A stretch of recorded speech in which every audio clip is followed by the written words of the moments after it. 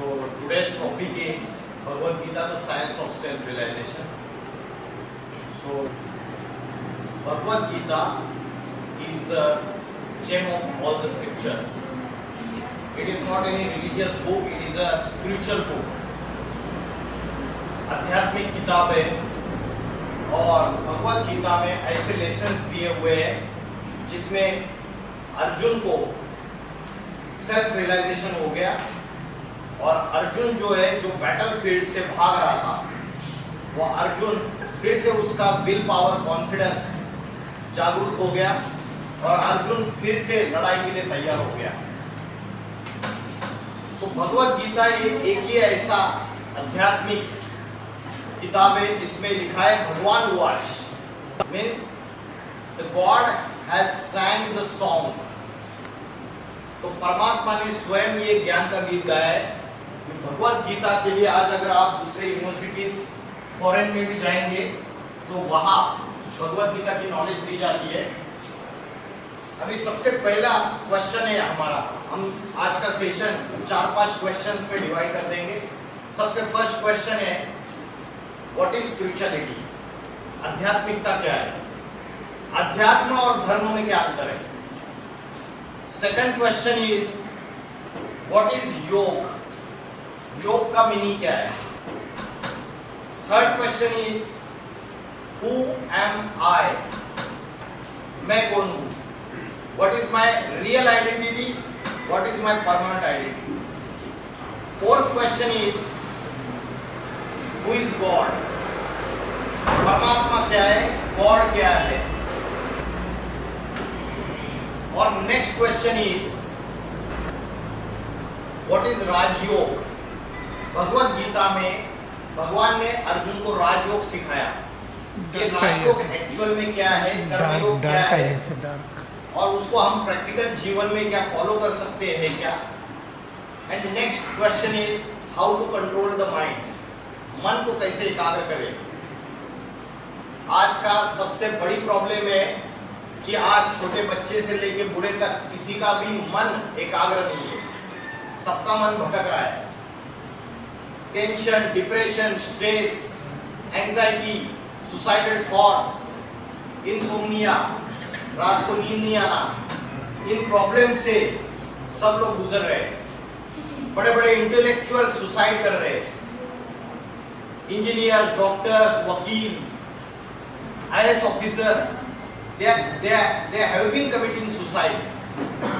राजस्थान में कोटा, आपने नाम सुना है? कोटा जो है वो कोचिंग इंस्टीट्यूट का हब है और वहाँ अभी तक 4 सालों में 54 स्टूडेंट्स ने सुसाइड किया। तो आज ये जो समस्याएं बढ़ती चली जा रही है, इसका मूल कारण क्या है? तो हम 1 by 1 स्टार्ट करते हैं। अभी भगवद गीता में बोला है मन जीते सो जगत जीत, इंद्रिया जीते सो जगत जीत। द मीनिंग इज दैट आप हिंदी और इंग्लिश में कंफर्टेबल हो, दोनों इंग्लिश भी। The meaning is that the one who has conquered the mind has conquered the entire world. लेकिन आज सबसे बड़ी प्रॉब्लम है कि अगर 2 मिनट मैं आपको मेडिटेशन के लिए बैठने के लिए बोलूंगा तो 2 मिनट में आपके मन में मल्टीपल थॉट्स आते हैं। ओवर थिंकिंग, किसी किसी को सबसे ज्यादा प्रॉब्लम रहती है, छोटी सी बात रहती है, ओवर थिंकिंग की प्रॉब्लम रहती है, बहुत सोचते रहते हैं उसके बारे में।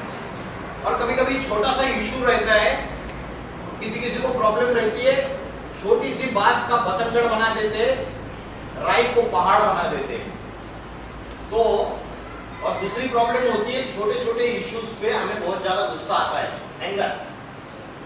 तो ये जो सारी प्रॉब्लम्स है ये मन से रिलेटेड है, माइंड से रिलेटेड। आप रोज फिजिकल एक्सरसाइज करते हो, मैक्सिमम लोग ये फोकस करते हैं कि हमारा बॉडी जो है वो फिजिकली परफेक्ट रहे। आज सोशल मीडिया सभी जगह से इसी बात को ज्यादा जोर दिया जाता है कि फिजिकली स्ट्रांग रहना है। लेकिन शरीर के साथ साथ शरीर का जो कंट्रोलर है उसकी नॉलेज अगर हमें रहेगी, आत्मा की नॉलेज रहेगी, तो हमारी आध्यात्मिक विकास जिसको बोलते हैं स्पिरिचुअल डेवलपमेंट वो भी हो सकती है। तो स्पिरिचुअल डेवलपमेंट होने से हमारा मन कंट्रोल में रहेगा। ये जो ट्रैफिक है, जो मल्टीपल थॉट्स का, ओवर थिंकिंग का, ये कंट्रोल में आ जाएगा। कॉन्सेंट्रेशन पावर बढ़ेगी, फोकसिंग की पावर बढ़ेगी। भगवत गीता में अर्जुन ने भगवान को क्या प्रश्न पूछा? अर्जुन ने भगवान को प्रश्न पूछा कि मेरा मन बड़ा चंचल है, मेरा मन बड़ा हठी है, बड़ा बलवान है, ये फोर्सिबली मेरी सेंसेस को, मेरे ऑर्गन्स को एक्साइट करता है। ये अर्जुन का क्वेश्चन था कि my mind is flickering, it is not stable, और मैं इस चंचल मन को कैसे एकाग्र करूं, कैसे कॉन्सेंट्रेट करूं? तो भगवत गीता में भगवान ने अर्जुन को माइंड को डिसिप्लिन करने का टेक्निक बताया। भगवान ने अर्जुन को अस्त्र शस्त्र चलाने की विद्या नहीं सिखाई कि गांडीव धनुष्य कैसे चलाना है, ये नहीं बताया। भगवान ने अर्जुन को जो सिखाया वो आत्मा की शक्ति कैसे बढ़ानी है, मन की एकाग्रता कैसे बढ़ानी है, इसकी नॉलेज दी। स्पिरिचुअल पावर कैसे बढ़ानी है, इसकी नॉलेज दी। और आज हम सभी अर्जुन हैं, number wise. He was the first Arjun, he is the representative of us. वो बैटल फील्ड में डर गया था, क्या प्रॉब्लम आया था उसको? अर्जुन को प्रॉब्लम क्या आई थी? अर्जुन को प्रॉब्लम ये आई थी कि द्रोणाचार्य, उसके गुरु कृपाचार्य, भीष्माचार्य, ये बड़े बड़े जो लोग हैं और उसके जो कजिन्स है कौरव, ये सारे के प्रति उसका अटैचमेंट था और उसकी वजह से वो क्षत्रिय होते हुए भी युद्ध करने के लिए मना कर देता है। तो भगवत गीता में जो वॉर दिखाई, महाभारत में जो वॉर दिखाई, वो वॉर कोई फिजिकल वॉर की बात नहीं है, दैट इज इंटरनल वॉर। वो आपके सबके अंदर चल रही है। ये गुड और इविल की वॉर है, अच्छाई और बुराई की। जैसे मुस्लिम लोग बोलते फरिश्ता और शैतान, हिंदू लोगों के शास्त्रों में लिखा है देव और दानव, देवासुर संग्राम, मतलब देवता और राक्षसों का युद्ध। और क्रिश्चियंस लोगों के बाइबल में लिखा है, क्या लिखा है? डेमन या डेविल और एंजल। तो सभी शास्त्रों में चाहे कोई भी धर्म अगर आप उठाए, उसका धर्म ग्रंथ उठाए, तो आपको ये बात साबित होगी कि अच्छाई और बुराई की वॉर है। हम दशहरे में रावण जलाते हैं। रावण क्यों जलाते हैं पता है आपको? रावण जलाते हैं मतलब 10 सिर वाला कोई पर्सनैलिटी नहीं था।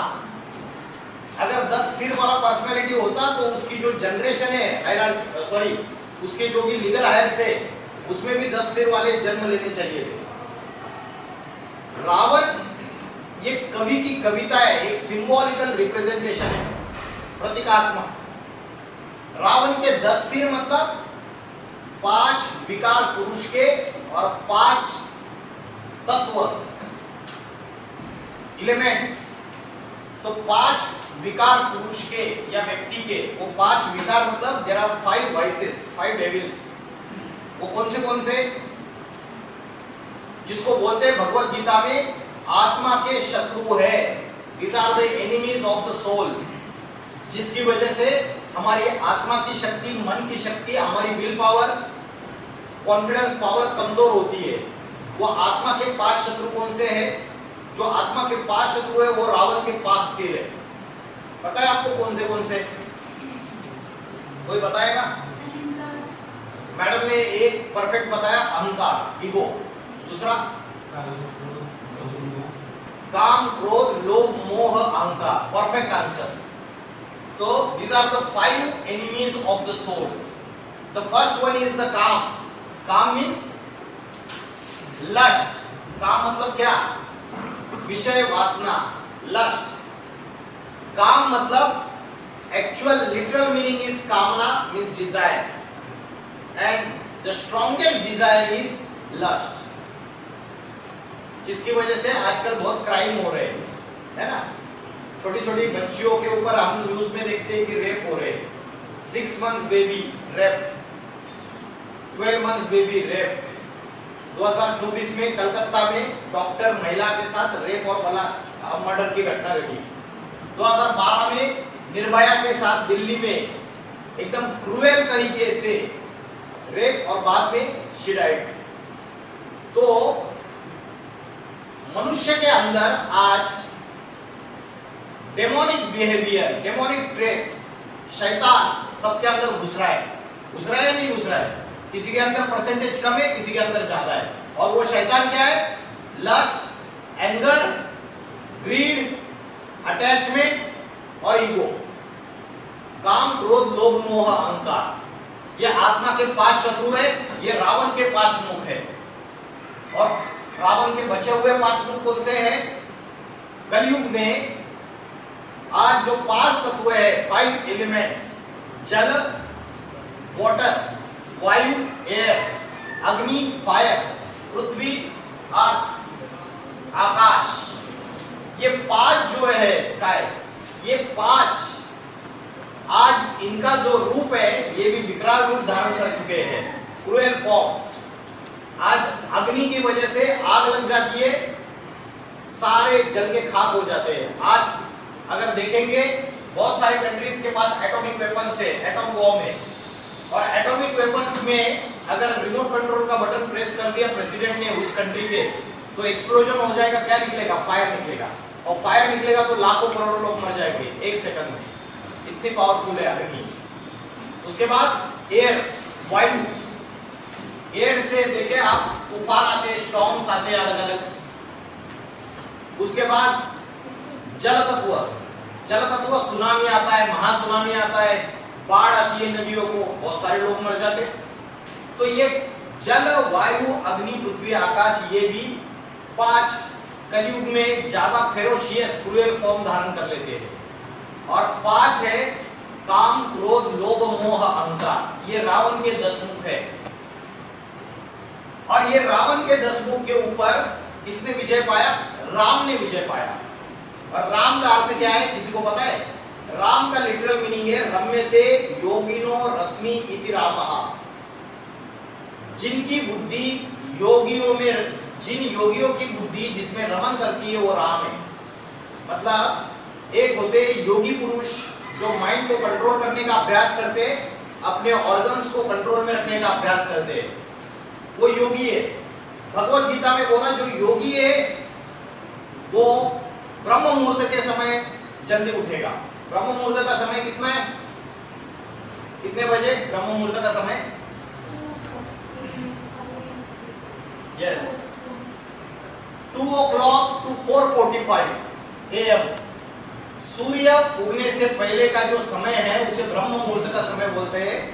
साइंस इस बात को मानता है कि इस समय जो वाइब्रेशंस रहते हैं यूनिवर्स के, वो बहुत प्योर वाइब्रेशंस रहते हैं। उस समय कॉस्मिक एनर्जी सबसे ज्यादा होती है। उस समय अगर हम परमात्मा का ध्यान करें या मन को कंट्रोल करने का अभ्यास करें और माइंड में नेगेटिव थॉट्स को भगा के पॉजिटिव थॉट्स की फीडिंग करें, तो उस समय हमें बहुत ज्यादा लाभ मिलेगा, फायदा मिलेगा। तो सबसे अच्छा समय है ब्रह्म मुहूर्त का समय। तो जो योगी होगा, भगवत गीता में बोला है, जो योगी होगा वो सवेरे ब्रह्म मुहूर्त के समय जागता है और ध्यान, योग इसका अभ्यास करता है। और जो भोगी पुरुष होगा, वो जो भोगी होगा वो रात को देर से सोएगा। कितने बजे सोते हो रात को? 2 बजे जल्दी सोते हो। 2 के बाद कोई है क्या? और मतलब योगी पुरुष जब उठेगा तब भोगी पुरुष सोएगा। क्योंकि शास्त्रों में बोला है रात के 9:30 बजे से 12:30 1 बजे तक का जो समय है इसको बोला है राक्षस काल। ये राक्षस काल में भूत प्रेत राक्षस सारे घूमते रहते हैं यूनिवर्स में। और ऐसे समय जो जगते भी है और मोबाइल पे गंदी गंदी चीजें देखते हैं, गंदे गंदे वेब सीरीज, नहीं तो इंस्टाग्राम खोल के बैठेंगे, नहीं तो सेक्सुअलिटी वाले, क्राइम वाले वो चीजें देखेंगे।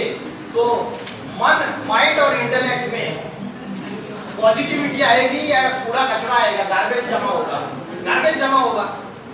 और ऐसे व्यक्ति को भगवत गीता में भोगी कैटेगरी में डाला है। There are 2 categories in Bhagavad Gita, one is Yogi and second one is भोगी। तो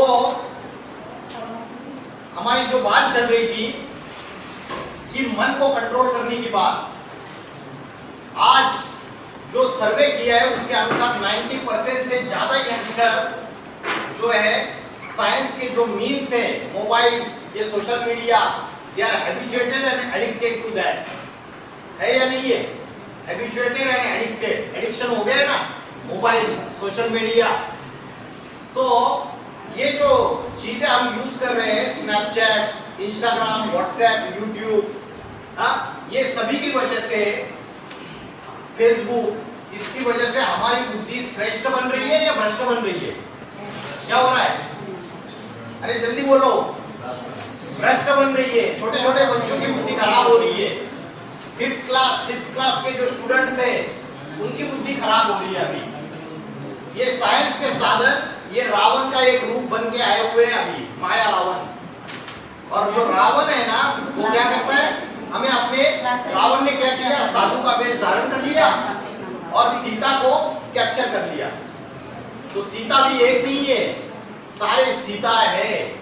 और रावण जो है वो कैप्चर कर लेता है, हमें अपने बंधक में बना लेता है। तो हम मन, इंद्रियों के पूरी तरीके से गुलाम बनते जा रहे हैं। तो सबसे पहला क्वेश्चन, आध्यात्मिकता क्या है? What is spirituality? आध्यात्मिकता का अर्थ क्या है? आध्यात्मिकता का अर्थ है, आध्यात्मिक ये शब्द 2 शब्दों से बना हुआ है, अधि प्लस आत्मा। अधि मीन्स इनसाइड, प्लस आत्मा। तो आत्मा के अंदर का जो ज्ञान है उसे आध्यात्मिकता कहते हैं। धर्म के ऊपर जो आस्था है, belief and faith on the religion, इसको आध्यात्मिकता नहीं कहेंगे। क्योंकि अगर आध्यात्मिकता होता धर्म के ऊपर आस्था, तो आज धर्म के नाम पर वायलेंस हो रहा है, हिंसा हो रही है। और कोई भी अध्यात्म हिंसा का ज्ञान नहीं सिखाता है। सेकंड थिंग, हम समझते हैं योगासन और प्राणायाम, इसको अध्यात्म समझते हैं। लेकिन योगासन और प्राणायाम जो है ये सिर्फ फिजिकल पोस्चर्स और एक्सरसाइज है। रामदेव बाबा सिखाते हैं ना, तो ये योगासन और प्राणायाम ये शरीर को निरोगी, हेल्दी बनाने के लिए, फिजिकल बॉडी के लिए, आत्मा के लिए नहीं है। तो हम लोग इंटरनेशनल योगा डे मनाते हैं, लेकिन हमको योग का असली मीनिंग पता नहीं है। योग का असली मीनिंग क्या है किसी को पता है? What is the literal meaning of word योग? पता है किसी को? योग का मीनिंग क्या है? योग मतलब क्या? लिटरल मीनिंग योग मतलब ज्ञान, ध्यान। फिर भी योग का जो प्रिसाइज मीनिंग है, योग का अर्थ है कनेक्शन, यूनियन। किससे किसका कनेक्शन? किससे किसका कनेक्शन? बॉडी का माइंड से कनेक्शन या आत्मा का परमात्मा से कनेक्शन? आत्मा का परमात्मा से कनेक्शन, ये योग है। और हर धर्म इस बात को मानता है। मुस्लिम लोग भी नमाज 5 बार पढ़ते हैं, तो वो अपनी सारी बुद्धि उस ईश्वर के प्रति, अल्लाह के प्रति कनेक्शन करते हैं। और हिंदू लोग मंदिर में जाते हैं तो परमात्मा से बुद्धि को कनेक्ट करने का प्रयत्न करते हैं। और क्रिश्चियंस लोग चर्च में जाते हैं तो गॉड से बुद्धि को कनेक्ट करने का प्रयत्न करते हैं। तो योग का असली मीनिंग है आत्मा का परमात्मा से कनेक्शन। लेकिन हम इंटरनेशनल योगा डे मना रहे हैं, हमको लगता है योगासन और प्राणायाम ही योग है। भगवान ने अर्जुन को जो भगवत गीता में योग सिखाया, वो योगासन प्राणायाम नहीं सिखाए, वो राजयोग सिखाया, कर्म योग सिखाया। कर्म योग क्या है? कर्म करते हुए ध्यान में रहना, ये कर्म योग है। हम क्या करते हैं? ध्यान करते हैं। ध्यान करना नहीं है, ध्यान में रहना है कर्म करते हुए। आप लोग मेडिटेशन कैसे करते हो बताओ मुझे? आंखें बंद करके करते हो या आंखें खुली रख के करते हो? बंद करके करते हैं। लेकिन भगवत गीता का चैप्टर नंबर 6 श्लोक नंबर 12 और 13 कहता है संप्रेक्ष, मतलब आंखें खुली रखकर चंचल मन को भ्रुकुटी के बीच में एकाग्र करना है। ऐसे भगवत गीता का चैप्टर नंबर 6 कहता है। आंखें बंद करके अगर हम योग करेंगे तो हम 8 घंटा 10 घंटा प्रैक्टिस नहीं कर सकते, 15 मिनट कर सकते हैं एक जगह बैठ के। Shiv Shankar Bholenath is the best example. आपने शिव शंकर भोलेनाथ के चित्र देखे, मूर्तियां देखी है, वो डीप मेडिटेशन स्टेज में बैठे हुए, वो योग की गहरी अवस्था में बैठे हुए, उनकी आंखें पूरी बंद है या आधी खुली आधी बंद है? बताइए। आधी खुली आधी बंद है, अर्धोन्मीलित नेत्र है, आंखें भी आधी खुली आधी बंद है, कंप्लीट बंद नहीं है। अब गुरु नानक जी का चित्र देखिए, आंखें चढ़ी हुई है, ये आत्मा का ध्यान करने का अभ्यास है, मेडिटेशन और योग की अच्छी अवस्था है, ये अच्छी स्टेज है। आप जीसस क्राइस्ट का फोटो देखिए, उनकी भी आंखें चढ़ी हुई है, ऐसी आंखें पूरी बंद नहीं है, लेकिन मेडिटेशन स्टेज में, योग युक्त अवस्था में। तो ध्यान करने की, मेडिटेशन करने की जो सही विधि है वो कंप्लीट आंखें बंद करके अभ्यास करने की नहीं है। तो योगासन और प्राणायाम को भी आध्यात्मिकता या स्पिरिचुअलिटी नहीं कहेंगे।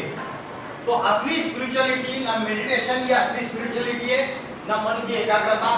असली स्पिरिचुअलिटी तब बोलेंगे जब हमें आत्मा की नॉलेज आएगी, परमात्मा की नॉलेज आएगी, और आत्मा का ध्यान कैसे करना है ये पता चल जाएगा। आपको पता है कि हमारी असली आइडेंटिटी क्या है? हु एम आई? इस प्रश्न का जवाब जो है आज की मॉडर्न साइंस दे नहीं पा रही है। Who am I? Modern science ने इतनी टेक्नोलॉजी डेवलप कर दी, आर्टिफिशियल इंटेलिजेंस आया, रोबोटिक्स टेक्नोलॉजी आ गई, इंटरनेट टेक्नोलॉजी आ गई, लेकिन मॉडर्न साइंस के पास इस प्रश्न का जवाब नहीं है, हु एम आई? आज हम जब आपको अपनी आइडेंटिटी पूछते तो आप क्या बताते हो? अपना आधार कार्ड दिखाते हो, वोटर आईडी कार्ड दिखाते हो, उसमें आपका एड्रेस लिखा रहता है, आपका नाम लिखा रहता है। ये आपकी परमानेंट आइडेंटिटी नहीं है। अगर लड़की है, शादी करके दूसरे घर में जाएगी तो उसका नाम चेंज होता है। या आसाम में होता है क्या चेंज? नहीं होता है? होता है, टाइटल चेंज हो जाता है ना? तो परमानेंट आइडेंटिटी नहीं कहेंगे, ये भी टेम्पररी आइडेंटिटी है। हम अपनी आइडेंटिटी बताते हैं अपने क्वालिफिकेशन के अनुसार, मैं डॉक्टर हूँ, मैं इंजीनियर हूँ, मैं वकील हूँ। हम अपनी आइडेंटिटी बताते हैं अपनी जाति के अनुसार, अपने कास्ट के अनुसार, अपनी रिलीजन के अनुसार, अपने नेशनलिटी के अनुसार। तो ये जो आइडेंटिटी हम बताते हैं, ये आइडेंटिटी परमानेंट आइडेंटिटी नहीं है। मेरी परमानेंट आइडेंटिटी में भूल चुका हूँ, उसकी वजह से I am not happy, I am not peaceful, शांति और सुख का अनुभव नहीं कर रहा हूं मैं। तो मेरी परमानेंट आइडेंटिटी क्या है वो मुझे पता नहीं है। तो मैं परमानेंट आइडेंटिटी समझ गया हूं कि मैं एक फिजिकल बॉडी हूं। क्या हूं? मैं एक फिजिकल बॉडी हूं, लेकिन मैं फिजिकल बॉडी नहीं हूं। मैं फिजिकल बॉडी से बियॉन्ड एक शक्ति हूं जो फिजिकल बॉडी को भी कंट्रोल करती है। कौन सी शक्ति है जो फिजिकल बॉडी का कंट्रोलर है? आत्मा। लेकिन साइंस के स्टूडेंट बोलेंगे ब्रेन। ब्रेन ये फिजिकल बॉडी का कंट्रोलर इसलिए नहीं है क्योंकि ब्रेन भी एक फिजिकल ऑर्गन है। अगर किसी का ब्रेन डेड हो गया तो वो जिंदा रह सकता है या नहीं रह सकता? रह सकता है। रह सकता है। लेकिन अगर आत्मा चली गई तो एक सेकंड में आत्मा या रूह या स्पिरिट या सोल चली गई तो एक सेकंड में उसको डेड बॉडी कहते हैं, है ना? बोलते हैं कि भाई साहब अभी इधर बैठे थे कुर्सी पे, अभी इनको हार्ट अटैक आ गया और अभी चले गए। हमने देखा जाके, अरे भाई साहब तो वैसे ही बैठे, भाई साहब चले कैसे गए? फिर बॉडी तो वैसी की वैसी है। तो चले गए मतलब भाई साहब जो थे वो आत्मा थी, उसकी आइडेंटिटी थी, तब इनकी आइडेंटिटी है। अभी शरीर की कोई आइडेंटिटी नहीं, इसको जला दो या जमीन में गाड़ दो। तो भगवत गीता कहती है कि आत्मा ये हमारी असली आइडेंटिटी है जिसको हम भूल चुके हैं। आत्मा की आइडेंटिटी भूलने की वजह से आज हम रावण के अधीन हो रहे, डिपेंडेंट हो रहे, काम क्रोध लोभ मोह अहंकार, बॉडी कॉन्शियसनेस में आ रहे और सोल कॉन्शियसनेस भूल रहे। आत्मा का दूसरा नाम है चेतना, तीसरा नाम है प्राण शक्ति, चौथा नाम है एनर्जी और पांचवा नाम है कॉन्शियसनेस। ये वेस्टर्न कल्चर वाले लोग उसको बोलते हैं कॉन्शियसनेस या स्पिरिट। तो आत्मा जो है उसमें और शरीर में क्या फर्क है? आत्मा और फिजिकल बॉडी में क्या डिफरेंस है? What is the difference between soul and body? बताइए। आत्मा और शरीर में क्या फर्क है? What is the difference between soul and body? बहुत बेसिक कंसेप्ट मैं आपको बता रहा हूँ। हाँ, इन्होंने सही जवाब दिया। आत्मा कभी मरती नहीं है, शरीर मरता है। आत्मा जो है वो अजर अमर अविनाशी है, इमॉर्टल है। शरीर मॉर्टल है, इसलिए मरने के बाद जला दिया जाता है या जमीन में गाड़ दिया जाता है। लेकिन आत्मा कभी मरती नहीं है, एक सेकंड में दूसरे माँ के गर्भ में प्रवेश करती है और नया जन्म ले लेगी बाद में। हम रोते रहते हैं लेकिन आत्मा कभी मरती नहीं है। जो बुद्धिमान व्यक्ति है, जिसको विजडम है, जिसके अंदर नॉलेज है, वो रोएगा नहीं। वो बोलेगा आत्मा तो तुरंत दूसरे शरीर धारण किया होगा। इसलिए हम लोग 2 मिनट के लिए शांत खड़े होते हैं, उस आत्मा को शांति मिले, आत्म शांति मिले। बोलते हैं ना कि कोई व्यक्ति, अच्छा व्यक्ति, बड़ा व्यक्ति अगर एक्सपायर कर गया तो हम बोलते हैं उसकी आत्मा को शांति मिले। इसके लिए हम 2 मिनट एकदम शांत खड़े हो जाते हैं साइलेंस में। तो आत्मा जो है वो कभी मरती नहीं है और शरीर मरता है। जैसे हम ये कपड़े बदलते हैं वैसे आत्मा शरीर रूपी वस्त्र बदलता है। आत्मा जब एक बॉडी से दूसरे बॉडी में ट्रैवल करता है तो आत्मा के साथ साथ क्या ट्रैवल करता है? What travels along with the soul? बताइए, आत्मा के साथ साथ क्या ट्रैवल करता है? कौन बताएगा? एक बॉडी छोड़ के दूसरे बॉडी में जाएगी तो आत्मा के साथ साथ क्या ट्रैवल होता है? कुछ ट्रैवल होता है या नहीं होता है? जैसे एक हैंडसेट से दूसरे हैंडसेट में मोबाइल के आप डेटा ट्रांसफर करते हो तो आपके स्टोरेज स्पेस मेमोरी कार्ड होता है, उसमें जो स्टोरेज स्पेस है वो मेमोरी कार्ड निकाल के आप दूसरी जगह डालते हो। तो आत्मा की जो स्टोरेज स्पेस है वो है मन और बुद्धि, mind and intellect. Mind 1942। Mind and intellect जो है, ये माइंड एंड इंटेलेक्ट में आपके जो फाइल्स है वो सारे पड़े रहते हैं मरने के बाद भी। आप देखो बचपन में 5-6 साल की एज में आपके साथ कोई ऐसी घटना घटी अप्रिय, या कोई ऐसी गलत चीज आपने आंखों से देखी, या कुछ ऐसी गलत बात हुई आपके साथ, तो आज भी 15 साल के बाद, 16 साल के बाद आपको याद आ रही है नहीं आ रही? क्योंकि फाइल वो पड़ी हुई है माइंड में, सबकॉन्शियस माइंड में। ये फाइल्स जो है, मेमोरी फाइल्स, ये डेटा स्टोर होता है। इसलिए आत्मा जब शरीर छोड़ के दूसरे शरीर में जाती है तो उसका सारे जो कर्म है, अच्छे और बुरे, पिछले जन्मों का डेटा सारा का सारा ट्रांसफर हो जाता है। अच्छे और बुरे कर्म सारे के सारे ट्रांसफर हो जाएंगे। अगर पिछले जन्म में कोई चोर था, चोरी करता था, तो इस जन्म में नया जन्म लेने के बाद 4-5 साल का छोटा बच्चा बचपन से ही अपने दोस्त की कंपास में से पहले पेंसिल चुराएगा, फिर पेन चुराएगा, फिर इरेजर। उसके माँ बाप ने नहीं सिखाया उसको, उसके फ्रेंड्स ने नहीं सिखाया, तो ये चोरी के संस्कार उसके अंदर कहां से आए? ये पूर्व जन्मों से ट्रांसफर होते गए। ये विशेष साइकिल है। कलकत्ता में जिस व्यक्ति ने डॉक्टर के साथ वो जो गलत दुष्कर्म किया, आपने सभी ने बोला उसको फांसी की सजा दे दो, बोला ना? सारे जितने भी पब्लिक है ऑल ओवर इंडिया के, उन्होंने एक साथ आवाज उठाई, उसको कैपिटल पनिशमेंट दे दो, फांसी की सजा दे दो। लेकिन फांसी की सजा देने से क्या उसकी मेंटेलिटी, उसकी मानसिकता चेंज हो जाएगी क्या? बताइए। फांसी की सजा देने से उसके अंदर जो मेंटेलिटी है, राक्षसी प्रवृत्ति है, वो चेंज हो जाएगी क्या? बताइए, हाँ या ना?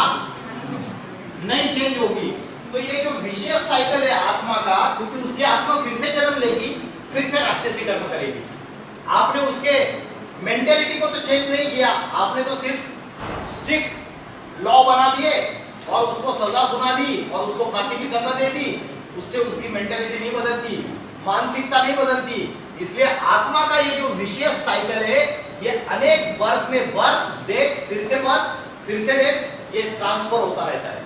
इसलिए 5 साल का छोटा सा बच्चा आज कंप्यूटर पे सॉफ्टवेयर प्रोग्रामिंग भी कर लेता है। 2-3 साल के बच्चे मोबाइल में आपके मोबाइल की सेटिंग चेंज कर देंगे, आपका सब कुछ डिस्प्ले चेंज करके दिखाएंगे, आपको प्रोफाइल पिक्चर चेंज करके दिखाएंगे, सब कुछ करेंगे। कहां से आया? उनके अंदर पिछले जन्म में आत्मा ने जो भी धारण किया है वो ट्रांसफर होता रहता है।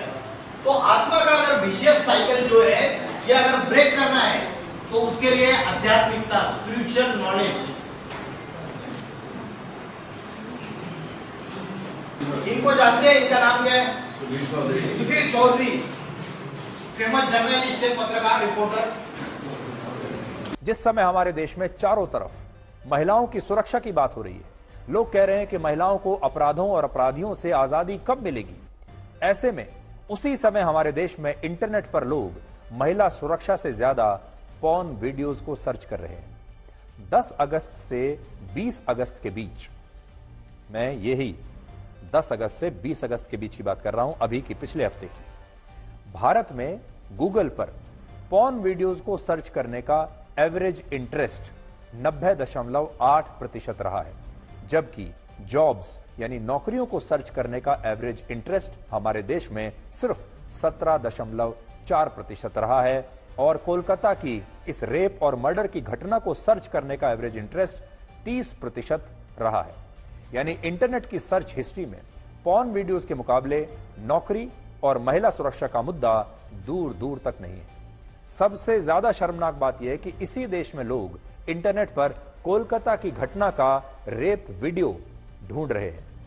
तो ये जो मेंटालिटी है, ये मेंटालिटी जो बन रही है, ये राक्षसी प्रवृत्ति वाली मेंटालिटी बन रही है। भगवत गीता में चैप्टर नंबर 16 है, 16वां अध्याय, जिसमें 2 प्रकार की कैटेगरीज के बारे में समझा है कि एक है दैवी गुण और दूसरी है राक्षसी प्रवृत्तियां। डिवाइन क्वालिटीज कौन सी है और राक्षसी प्रवृत्तियां कौन सी है, इनको जानते हैं आप? रणवीर अलाहाबादिया और समय रैना सोशल मीडिया में बीच में इन्होंने कुछ ऐसी ऑब्सीन लैंग्वेज यूज की थी, उनके ऊपर केसेस भी रजिस्टर्ड हो गए थे। तो आज छोटे छोटे बच्चे भी इनके एपिसोड देखते हैं, पॉडकास्ट देखते हैं।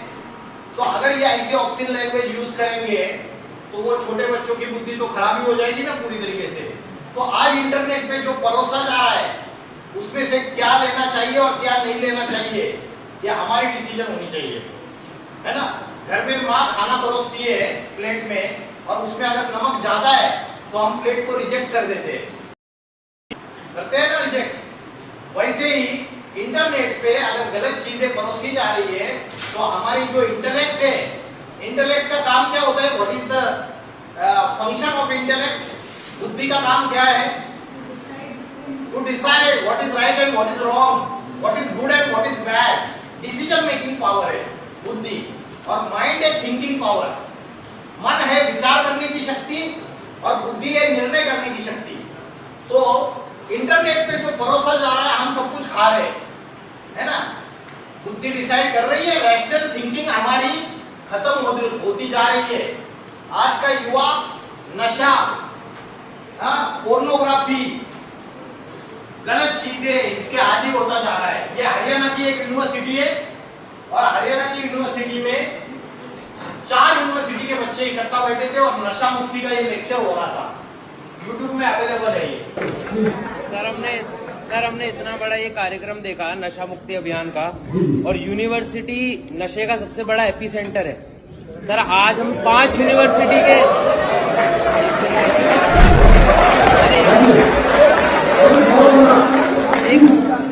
सर हम 5 यूनिवर्सिटी के बच्चे यहाँ पर, 4 यूनिवर्सिटी के बच्चे यहाँ पर बैठे हैं। आज गांजा मिलना या फिर कोई नशे की सामग्री मिलना, टॉफी लॉलीपॉप जितना आसान है मिलना, सो तो एक फर्स्ट ईयर का या सेकंड ईयर का बच्चा गांजे के डीलर को ट्रेस कर सकता है या ट्रैक कर सकता है, तो पुलिस क्यों नहीं कर पाती? क्या पुलिस ही पीछे छूट रही है? सर एक second sir, let me complete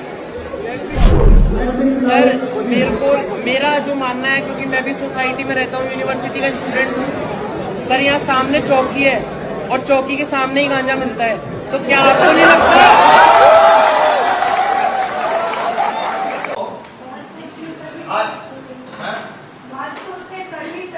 कड़वी सच बोली है। असम में क्या परिस्थिति आज की, क्योंकि हरियाणा, नॉर्थ इंडिया में हरियाणा, पंजाब का तो फिल्म भी आया था उड़ता पंजाब करके। आज पंजाब में घर घर कई सारे बच्चे नशे के लत में बर्बाद हो चुके हैं, परिवार बर्बाद हो चुके हैं पूरी तरीके से। हिमाचल प्रदेश, पंजाब, हरियाणा, उत्तराखंड, ये ऐसे स्टेट से वहाँ कॉलेजेस, यूनिवर्सिटीज में अति में सारे स्टूडेंट्स ये नशे के आदी बनते जा रहे हैं पूरी तरीके से। उससे मानसिकता जो है, वो मानसिकता, मेंटालिटी पूरी खराब होती जा रही है और लाइफ भी बर्बाद हो रहा है। तो ऐसे समय हमें अपनी आइडेंटिटी का पता होना बहुत जरूरी है। तो मैंने आपको बताया हमारी असली आइडेंटिटी क्या है। हमारी असली आइडेंटिटी है आई am not a physical body, मैं एक आत्मा हूं। आत्मा का ध्यान कैसे करें? आत्मा कहाँ रहती है शरीर में? नेक्स्ट क्वेश्चन, आत्मा कहाँ रहती है किसी को पता है? नाक पे रहती है, यहाँ रहती है, हृदय में रहती है, कहाँ रहती है? इनका कहना है आत्मा यहाँ रहती है। क्या प्रूफ है? यहाँ रहती है आत्मा। भगवत गीता में बोला है भ्रूर मध्य प्राण आवेश संवेदा, भ्रुकुटी के मध्य में प्राण शक्ति स्थित है। ये भ्रुकुटी है, हरिपुरी कुटी बोलते हैं इसको। भ्रुकुटी the centre point of the forehead, यह आत्मा का स्थान है। यहाँ पे अगर एक बुलेट शूट कर दी ना, 1 सेकंड में खेल खलास, व्यक्ति मर गया। अगर उसके इधर गोली मारो, इधर मारो, पेट में मारो, छाती में मारो, फिर भी जिंदा रह सकता है। लेकिन ये ऐसा पॉइंट है, ये आत्मा का रहने का स्थान है। इसका दूसरा प्रूफ है कि आत्मा यहाँ रहती है। हमारी भारत की जो महिलाएं, कन्या माता है, बहनें, हमारी माताएं बहनें यहाँ बिंदी लगाती है और पुरुष लोग यहाँ पे टीका लगाते हैं, तिलक। द्वापर युग में जब ऋषि मुनियों को ये पता चला कि मनुष्य बॉडी कॉन्शियसनेस में आ रहा है, अपने फिजिकल बॉडी को ही सब कुछ समझ बैठा है और जो फिजिकल बॉडी के जो ऑर्गन्स है इसमें बुद्धि उसकी पूरी तरीके से लिप्त हो चुकी है। उस समय आत्मा का ध्यान रहे, इसलिए ये बिंदी लगाने की और ये टीका लगाने की ट्रेडिशन शुरुआत कर दी उन्होंने। आज हम उसका स्पिरिचुअल सीक्रेट भूल गए, हमें याद नहीं रहा कि इधर बिंदी क्यों लगाई जाती है, क्योंकि यहाँ आत्मा रहती है। इसको बोलते थर्ड आई। क्या बोलते? थर्ड आई। आपने शिवजी का तीसरा नेत्र देखा होगा, उसको बोलते थर्ड आई। और स्पिरिचुअलिटी में बोलते अगर ये थर्ड आई अगर एक्टिवेट हो गया तो स्पिरिचुअल एनलाइटमेंट, कंप्लीटली परमानंद, ऐसा आनंद, ऐसा हैप्पीनेस जो आपको आज तक कभी आपको मिला ही नहीं, ऐसा सेटिस्फैक्शन। तो ये थर्ड आई एक्टिवेट होने की बात है। तो आत्मा का ध्यान अगर करना है तो ब्रह्म मुहूर्त के समय में उठ के आपको भ्रुकुटी के बीच में आत्मा का ध्यान करना है।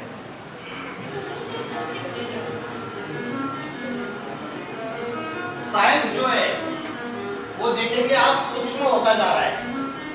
साइंस में पहले आप देखेंगे इतने बड़े बड़े कंप्यूटर्स होते थे, पहले सुपर कंप्यूटर्स बोलते थे, बाद में छोटे होते गए कंप्यूटर्स और टेक्नोलॉजी इतनी छोटी छोटी होती गई। अभी छोटे से मोबाइल में आप सारा लैपटॉप, सारा कंप्यूटर सब कुछ चला सकते हो। माइक्रोचिप्स, इंटीग्रेटेड सर्किट आ गए आईसी के, और उसमें आप सारे का सारा ढेर सारा डेटा सब कुछ रख सकते हो, सॉफ्टवेयर रख सकते हो सारे के सारे। तो साइंस इतना सूक्ष्म बनता गया। ऐसे ही साइंस का जैसे इवोल्यूशन हुआ और साइंस की टेक्नोलॉजी से आज यहाँ बैठा हुआ व्यक्ति अमेरिका में बैठे हुए व्यक्ति से वीडियो कॉलिंग के द्वारा सैटेलाइट कम्युनिकेशन से बात कर सकता है। ऐसे ही अगर हमने मन की एकाग्रता को बढ़ाया, हमारी वाइब्रेशन की पावर को बढ़ाया, तो यहाँ क्या गुवाहाटी में आपकी मदर बैठी हुई है घर में और आप नर्सिंग का कोर्स करके फिर और आगे पढ़ाई करके अमेरिका चले गए और आपकी मदर आपको वीडियो कॉलिंग ट्राई कर रही है और आपका नेटवर्क नहीं मिल रहा है, और अगर आपकी मदर सच्चे दिल से आपको याद करती है तो आपके मदर को जब वो याद करेंगे आपको तो आपको टचिंग हो सकता है या नहीं हो सकता? पॉसिबल है। आपको हिचकी आ सकती है और आप बोलोगे अपने फ्रेंड को जरूर मेरी माँ ने मुझे याद किया होगा। Is it possible? पॉसिबल है। ये साइलेंस की पावर है। साइंस की पावर जहां फेल हो जाती है वहां साइलेंस की पावर काम कर सकती है। ये ऐसे माँ के वाइब्रेशन से जो 7 समुद्र पार अमेरिका में हजारों किलोमीटर दूर जो लड़की बैठी हुई है वहां भी वाइब्रेशन पास हो सकते हैं। लेकिन कब हो सकते हैं? जब वाइब्रेशंस में प्यूरिटी है, कोई भी कचरा नहीं है, सच्ची मोहब्बत है, सच्ची प्रीत है, ट्रू लव है, उस समय पास हो सकते हैं। अगर ट्रू लव नहीं है तो पास नहीं होंगे। तो अगर जितना हम, जैसे साइंस अपने को सूक्ष्म बना रही है, हम जितना मन की एकाग्रता का अभ्यास करेंगे, मन को एकाग्र करने का अभ्यास करेंगे, पॉइंट ऑफ लाइट, जैसे आकाश में स्टार चमकता है वैसे छोटा सा स्टार यहाँ चमक रहा है। अगर ब्रह्म मुहूर्त के समय उठ के लगातार 180 डेज 6 मंथ्स अगर 4 बजे से लेकर 4:30 बजे आप प्रैक्टिस करते हो, आधा घंटे रोज, क्या प्रैक्टिस करते हो?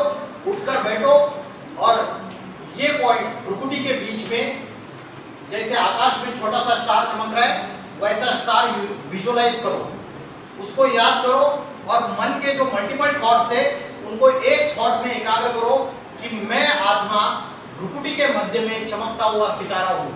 I am a point of light blinking in the centre point of the forehead. एक ही थॉट, जितना एक ही थॉट का अभ्यास करोगे आपकी पावर बढ़ जाएगी और वो पावर इतनी बढ़ जाएगी कि साइलेंस की पावर की ऐसी शक्ति है जिससे आप नेचुरल पीस एंड हैप्पीनेस इसका अनुभव करोगे।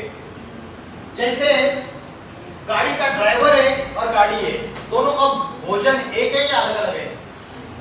गाड़ी का ड्राइवर का भोजन अलग है और गाड़ी का भोजन अलग है। वैसे शरीर का भोजन अलग है और आत्मा का भोजन अलग है। आत्मा का भोजन क्या है? आत्मा को क्या फीड करना होता है उसकी पावर बढ़ाने के लिए? Good thoughts. और गुड थॉट्स किससे आएंगे? गुड थॉट्स आएंगे स्पिरिचुअल नॉलेज से, आध्यात्मिक ज्ञान से। स्पिरिचुअल नॉलेज से गुड थॉट्स आएंगे। और दूसरा भोजन है योग। योग मतलब मेडिटेशन, ध्यान। तो ये दो जो है ये आत्मा के भोजन है, इससे आत्मा की शक्ति बढ़ जाएगी, आत्मा की बैटरी चार्जिंग हो जाएगी। कितने लोग मेडिटेशन करते हैं रोज? आधा घंटा 1 घंटा। हैंड रेज करो, 1 2, बाकी कोई नहीं करता है। तो दूसरा है स्पिरिचुअल नॉलेज। जैसे हम रोज सवेरे शरीर का मैला साफ करने के लिए स्नान करते हैं, वैसे आत्मा के ऊपर जो निगेटिविटी का जो कचरा है, जो waste thoughts, negative thoughts, waste thoughts आते हैं ना, निगेटिव थॉट्स भी आते हैं सवेरे से लेकर रात तक। अगर चेकिंग करेंगे, रात को सोते समय चेक करो अपने आप को कि आज दिन भर निगेटिव थॉट्स कितने चले, वेस्ट थॉट्स कितने चले, मैंने गलत बोल कितने बोले, गलत स्पीच कितना किया। तो सारी चीजें अपनी चेक करो और गलत कर्म कितने किए। गांधी जी के 3 बंदर थे। कौन से 3 बंदर थे? Hear no evil, talk no evil and see no evil. हम क्या करते हैं? रोज बुरा देखते हैं, बुरा बोलते हैं और बुरा सुनते भी है और बुरा सोचते भी है, चौथा बंदर। तो ये जो निगेटिविटी का कचरा बढ़ रहा है, इसके लिए हमें रोज ये फूड लेना पड़ेगा। 1 घंटा रोज मेडिटेशन की प्रैक्टिस, 1 घंटा रोज स्पिरिचुअल नॉलेज सुनना पड़ेगा। अच्छी चीजें देखेंगे, पॉजिटिव थॉट्स माइंड के अंदर फीड हो जाएगी, बुद्धि के अंदर फीड हो जाएगी, तो निगेटिविटी धीरे धीरे निकलेगी। और निगेटिविटी की बर्डन की वजह से टेंशन, डिप्रेशन, स्ट्रेस, ये बर्डन है निगेटिविटी का। निगेटिविटी का बर्डन ही टेंशन, डिप्रेशन, स्ट्रेस में निकलता है। जैसे शरीर में पित्त, कफ और तीसरा क्या होता है? पित्त, कफ और वात, ये 3 दोष होते हैं। और वो कैसे निकलते हैं? किसी को जुकाम हो जाएगा, किसी को फोड़ा फुंसी आ जाएगा, किधर किसी को क्या प्रॉब्लम हो जाएगी, किसी को बुखार आ जाएगा। वो जो दोष है वो बाहर निकलते हैं। वैसे ही जो आत्मा के अंदर की जो निगेटिविटी है, इंप्यूरिटी है, जो भी टॉक्सिन्स जमा हो रहे रोज के रोज, उसको अगर बाहर निकालना है तो आपको अच्छे विचार, गुड थॉट, स्पिरिचुअल नॉलेज के द्वारा लेना पड़ेगा। अच्छा नॉलेज सुनना पड़ेगा, सत्संग करना पड़ेगा। सत्संग मतलब गुड कंपनी और कुसंग मतलब बैड कंपनी। तो कलयुग में 2 दोष है, एक है अन्न दोष और दूसरा है संग दोष। अन्न दोष मतलब हम जो खाते हैं, खाना खाते हैं, उससे भी हमारी बुद्धि खराब हो सकती है। अगर आप रेस्टोरेंट में जाके खाना खा रहे हो किसी, और वो रेस्टोरेंट में खाना बनाने वाला जो शेफ है, बढ़िया उसको कपड़े उसके मालिक ने दिए हुए हैं, आपको लगा यार कितना स्मार्ट बंदा है, ये शेफ बन के खाना बनाएगा, बढ़िया बना के हंसता हुआ आ रहा है, और वो खाना बनाते वक्त उसके मन में प्रोस्टिट्यूशन के, उसके पास जाने के गंदे गंदे विचार आ रहे, उसके मन में किसी को मर्डर करने के विचार आ रहे, इसके साथ दुश्मनी है उसकी। तो वो जब खाना बना रहा है तो वो वाइब्रेशंस उसके आंखों से, हाथों से निकल रहे या नहीं निकल रहे?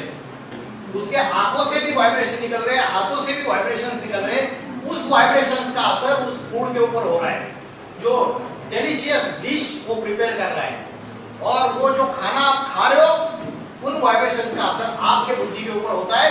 इसलिए बोला है जैसे खाओगे अन्न वैसे बनेगा मन, और जैसे पियोगे पानी वैसी होगी वाणी। As a food so the mind. ये बात पुराने लोग जानते थे गांव के।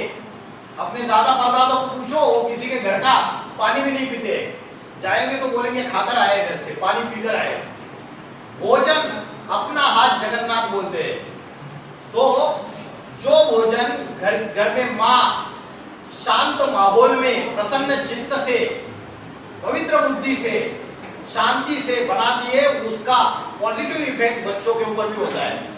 अगर पापा और मम्मी दोनों आपस में लड़ाई झगड़ा कर रहे, गालियां दे रहे और माँ खाना बना रही है, तो उसका असर बच्चों के ऊपर भी 100% होगा। तो इसलिए as a food so the mind, जैसे खाओगे अन्न वैसे बनेगा मन, जैसे पियोगे पानी वैसे होगी वाणी। अगर स्पिरिचुअल एनर्जी बढ़ानी है तो अन्न भी सोच समझ के खाना चाहिए।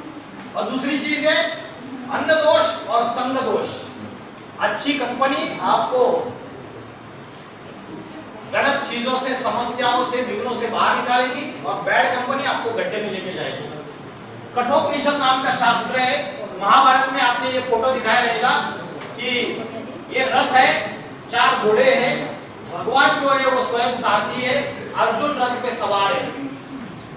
तो कठोपनिषद नामक शास्त्र में बोला है आत्मा नाम रथिनम विद्धि शरीरम रथमेव च। आत्मा रथी है, रथी मीन्स पैसेंजर, सवारी। शरीरम रथमेव च, शरीर गाड़ी है। बुद्धि तुम सारथी विद्धि, बुद्धि ड्राइवर है। मन प्रग्रहमेव च, मन लगावे। इंद्रियानि हयानाहु, इंद्रिया घोड़े हैं। ये इंद्रिया हमारे घोड़े हैं और मन रूपी लगाम लूज पड़ गया है, इसलिए घोड़े कंट्रोल में नहीं है, इंद्रिया भाग रही है। आंख को बोला अरे उसको मत देख, गलत चीज है, आंख उधर ही देखती है, आंखें फाड़ फाड़ के। कान को बोला अरे मत सुन, गंदी बात है, कान जाएंगे उधर ही। तो इंद्रिया जो है ये कंट्रोल में नहीं है हमारे। आंखें कंट्रोल में नहीं, कान कंट्रोल में नहीं, मुंह कंट्रोल में नहीं है। डॉक्टर ने बोला भाई डायबिटीज हो गया, रसगुल्ला मत खा, और आते ही मैडम ने बोला सर रसगुल्ला दे दीजिए। तो डॉक्टर की बात याद तो आई, लेकिन रसगुल्ले को आंखों ने देखते ही जिब्या में पानी आ गया, मुंह में पानी आ गया, और हाथ ने वो रसगुल्ले को उठा लिया और खा लिया। तो बुद्धि जो है, डिसीजन मेकिंग पावर, वो कमजोर हो चुकी है। उसकी बात आज इंद्रिया नहीं मानती। इंद्रिया रूपी घोड़े भाग रहे, बुद्धि रूपी ड्राइवर कमजोर है। अगर ड्राइवर नशा किया हुआ है, दारू पिया हुआ है, तो गाड़ी गड्ढे में चली जाएगी। वैसे बुद्धि अगर भ्रष्ट हो चुकी है, बुद्धि अगर निगेटिविटी, आज कलयुग में जो निगेटिविटी है वो सारी भर के रखी हुई है, कूड़ा कचरा, तो ये हमारी शरीर रूपी गाड़ी भी गड्ढे में जाएगी। इसलिए आज बड़े बड़े डी एडिक्शन सेंटर, नशा मुक्ति केंद्र खुले हुए हैं। और आश्चर्य की बात यह है, पिछले 2 सालों में मैंने अलग अलग डी एडिक्शन सेंटर पे प्रोग्राम जब किए तो मुझे पता चला अच्छे अच्छे डॉक्टर्स और इंजीनियर्स उस डी एडिक्शन सेंटर में खुद एडमिट हुए। डॉक्टर्स, इंजीनियर्स, वकील, ये हालत है समाज की आज के लिए। तो ये लॉजिक पता चल गया आपको। तो आत्मा क्या है, उसके बाद नेक्स्ट कंसेप्ट है ये how to control the restless mind. Arjun ने प्रश्न पूछा कि मेरा मन बड़ा चंचल है और उसको कैसे कंट्रोल करना है। तो भगवान ने जवाब दिया, एक तो योग अभ्यास, मेडिटेशन, और दूसरा डिटैचमेंट, वैराग्य। जैसे लोटस फ्लावर होता है, लोटस फ्लावर मड में रहता है, लेकिन मड में रहते हुए उसके जो लीव्स होते हैं लोटस के, उसमें मड का एक भी बूंद, एक भी ड्रॉप स्पर्श नहीं कर सकता। वैसे ही अगर मन को एकाग्र करना है तो योगाभ्यास, बार बार मेडिटेशन का अभ्यास, practice. I am a point of light, in the centre point of the forehead और दूसरा है डिटैचमेंट। ये दो टेक्निक भगवत गीता में बताए। आत्मा के 5 शत्रु कौन से बताए मैंने, बताओ? आत्मा के एनिमीज कौन से बताए? काम, क्रोध, लोभ, मोह, अहंकार। अभी मैं नेक्स्ट कंसेप्ट पे आता हूं। Who is God? परमात्मा क्या चीज है, वो कब आता है धरती पर? 4 युग है। ये 4 युगों का साइकिल है। ये लिनियर नहीं है, ये साइक्लिक है। साइक्लिक जो होता है वो रिपीट होता है। जैसे रात्रि के बाद दिन आता है, दिन के बाद फिर से रात्रि आती है, सर्कुलर है। जैसे विंटर के बाद समर आता है, समर के बाद रेनी सीजन आता है, रेनी सीजन के बाद फिर से विंटर आता है, ये साइक्लिक है। वैसे 4 युगों का जो चक्र है वो साइक्लिक है। कौन से 4 युग है बताओ? सतयुग। सतयुग को क्या बोलते हैं? Golden age. इसका और एक नाम है, मुस्लिम लोग क्या बोलते हैं इसको? जन्नत। क्रिश्चियन लोग क्या बोलते हैं? पैराडाइज या हेवन। हिंदू लोग बोलते हैं स्वर्ग या वैकुंठ या रामराज्य। उसके बाद त्रेता युग। त्रेता युग is silver age. Dwapar Yug is copper age. And Kalyug is iron age. अभी कौन सा युग चल रहा है? रॉन्ग, अभी चल रहा है घोर पापी कलयुग। दुनिया में पाप, भ्रष्टाचार, अत्याचार, दुख, अशांति, वायलेंस, आतंकवाद सब कुछ अति में बढ़ता चला जा रहा है। ये समय और ये घड़ी है, अगर कंसीडर किया तो आप घड़ी के लास्ट समय पे आप खड़े हो अभी। इसलिए आज जो समय चल रहा है वो आज से अभी आपके प्रोफेसर्स को पूछो, शायद मेरी एज के होंगे, 15-20 साल के पहले ये समय नहीं था। 15 साल पहले सबके हाथ में ये मोबाइल्स भी नहीं थे। आज छोटा बच्चा 5 साल का जो चीजें जानता है वो जानने के लिए हमें 20-25 साल के जब हो गए तब पता चला हमें वो चीजें। तो आज बुद्धि बहुत फास्ट लेवल पे डिग्रेडेशन हो रही है। मन और बुद्धि में जो विनाश हो रहा है, डिस्ट्रक्शन, वो बहुत फास्ट लेवल पे हो रहा है। तो अभी जो समय चल रहा है वो ट्रांसफॉर्मेशन का समय है, युग परिवर्तन का समय है। पापी कलयुग से पावन सतयुग। राम राज्य ये सत्य का युग है और कलयुग ये रावण का युग है, असत्य का, झूठ का। तो ये परिवर्तन का समय है और उसके बीच का जो 100 इयर्स का समय है उसको बोलते हैं संगम युग। ये जो 100 इयर्स का समय है, extreme situation of the Kalyug. At that time God incarnates on the earth in an ordinary human being. परमात्मा जो निराकार शक्ति है वो किसी पर्सनैलिटी में अवतार लेते हैं। भगवत गीता में बोला है, जब धर्म की ग्लानि होती है, अधर्म का बोलबाला होता है, तो दुर्जनों का विनाश करने के लिए और सज्जनों की रक्षा करने के लिए मैं आता हूँ। आता हूँ मतलब वो यहाँ है नहीं, ऊपर वाला है, नीचे आता है। आता है तो कैसे आता है? He takes the body, he takes the medium, किसी शरीर का आधार लेता है, ऑर्डिनरी ह्यूमन बीइंग का, और अवतार लेके ये ट्रांसफॉर्मेशन कराता है पापी कलयुग से पावन सतयुग। तो भगवान का जो आने का समय है, प्रैक्टिकल अवतार लेने का समय जो है, वो पापी कलयुग का जो लास्ट समय है। आप बोले कि लास्ट समय चल रहा है, इसका क्या प्रूफ है? मैं साइंस के आधार से प्रूफ बता दूंगा आपको। साइंस के आधार से ये प्रूफ है कि अल्बर्ट आइंस्टाइन का नाम सुना है आपने? Albert Einstein. और एटम बॉम्ब का इन्वेंशन किसने किया? कौन साइंटिस्ट का नाम क्या है पता है? जिसने एटम बॉम्ब का इन्वेंशन किया 1945 में, किसी को पता नहीं है? Robert Oppenheimer. Robert Oppenheimer, Albert Einstein, इन्होंने और बाकी के वॉशिंगटन के जो साइंटिस्ट है, इन्होंने bulletin of atomic scientist BAS नाम का एक संगठन बनाया 1947 में, और उन्होंने एक डूम्सडे क्लॉक बनाया। क्या बनाया? Doomsday clock. आप गूगल करेंगे तो आपको मिलेगा डूम्सडे क्लॉक, यूट्यूब में भी वीडियो मिलेंगे। डूम्सडे क्लॉक मतलब प्रलय की घड़ी। प्रलय की घड़ी मतलब विनाश की घड़ी। उन्होंने सेट किया कि अगर दोनों जो कांटे हैं उसके, वो अगर 12 के ऊपर आ जाएंगे तो प्रैक्टिकल धरती का विनाश हो जाएगा। और उन साइंटिस्ट ने 3 रीजन बताए धरती के विनाश के नजदीक आने के। पहला रीजन बताया न्यूक्लियर वॉर। अगर अभी 3rd वर्ल्ड वॉर हो गई 2025-26 में, तो न्यूक्लियर वॉर 100% होगी या नहीं होगी? 100% न्यूक्लियर वॉर होगी। क्योंकि फर्स्ट वर्ल्ड वॉर में, सेकंड वर्ल्ड वॉर में न्यूक्लियर वेपन्स नहीं थे।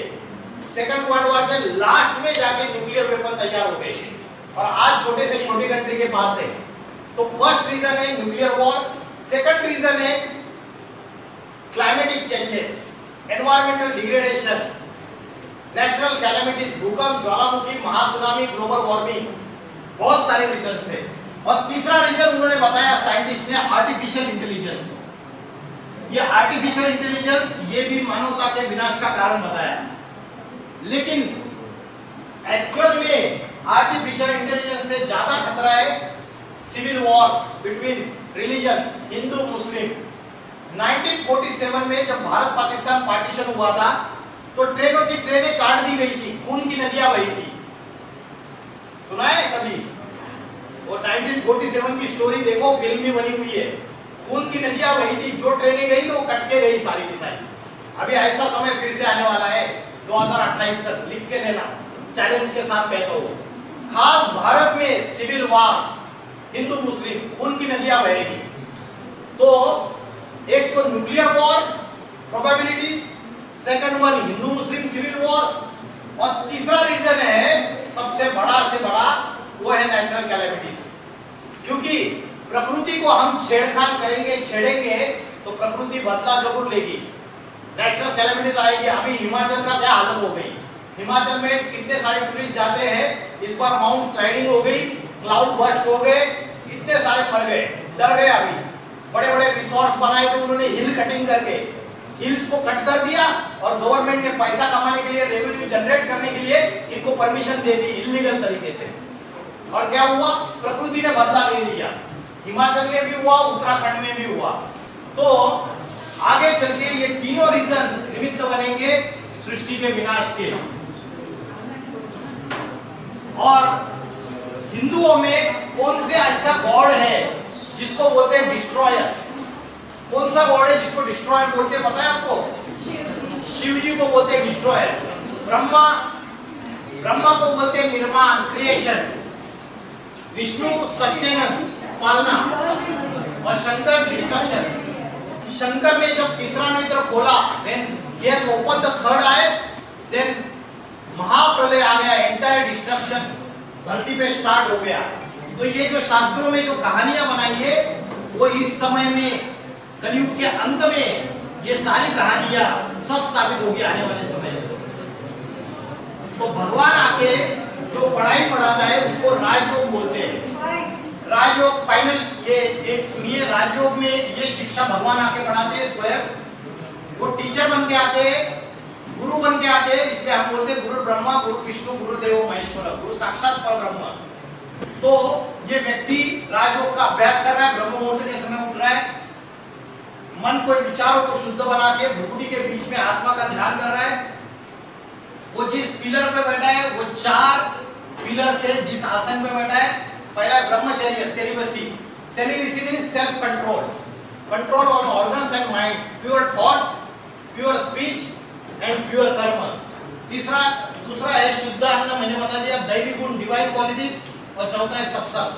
सो ये राजयोग की शिक्षा भगवान आके सिखाते, और lust, anger, attachment, greed, ego, ये सब कुछ पांचों के पांचों जो आत्मा के शत्रु है ये भाग जाते हैं।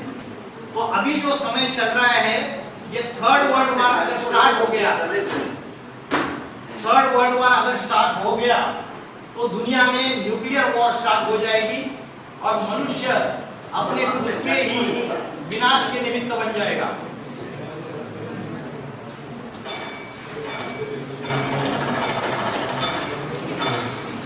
अगर भूकंप आएंगे तो मेट्रोपॉलिटन सिटीज में जितने भी 60 मंजिल की बड़ी बड़ी बिल्डिंग है, ताश के पत्ते के जैसे गिर जाएगी। नासा की रिपोर्ट है महासुनामी आएगा, ये नासा की रिपोर्ट है। एज पर नासा रिपोर्ट जितने भी आइलैंड्स है वो आने वाले 5-6 साल में समुद्र के अंदर चले जाएंगे। बॉम्बे, कांडला, विशाखापट्टनम पूरी लिस्ट दी हुई है।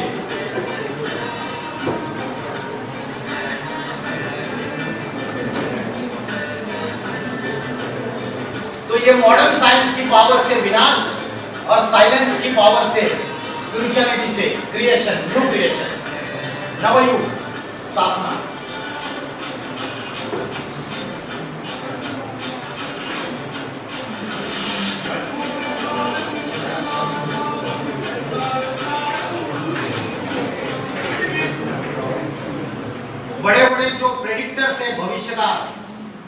भविष्यवाणी की है।